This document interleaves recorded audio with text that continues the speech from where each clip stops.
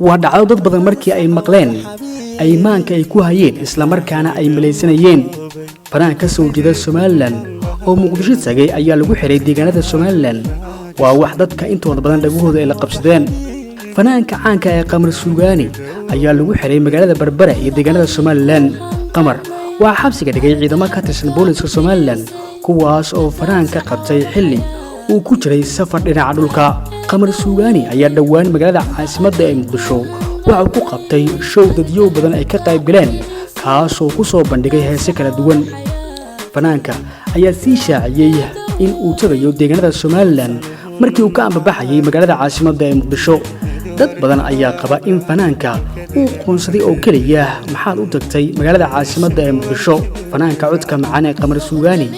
ayaa wareysiyo badan oo laga qaaday wuxuu ku muujiyay inuu aaminsan yahay Soomaalinimada isla markaana uu jecel yahay magaalada caasimadda ee Muqdisho qoraal kooban oo xaaska u dhaxday qamar suugaani ay soo dhigtay barta qamar suugaani ayaa waxa ay ku tiray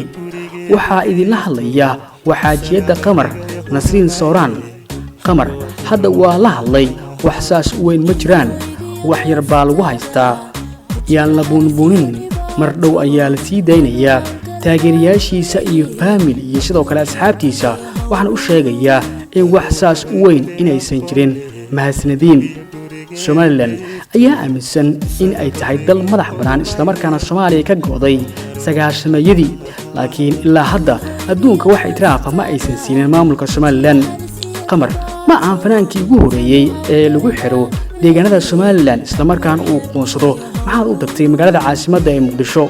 waxa horay ay Somaliland u xireen fanaaniin badan iyo sidoo kale shakhsiyaad caan ah kuwaas oo laga xusi karo samafalihii Cabdimaalig Cawdoon oo tiro dhowr jeer imaaday magaalada caasimadda ee Muqdisho Bilaal Bulshaawi oo ah wiil dhalinyaro isla markaana leh talent wanaagsan oo dadka soo jiitay ayaa loo xiray koob shaah ah oo loo ekeeyay calanka Soomaaliya inkastoo Bilaal oo loo yaqaan madaxweynaha TikTok maamulka Somaliland ay sii daayeen isla markaana lagu amray in 48 saac gudahood uu kaga baxo Somaliland ayaa haddana waxaa si sharci darro maalmo badan ugu xirnaa magaalada Hargeysa حياتي تيك توك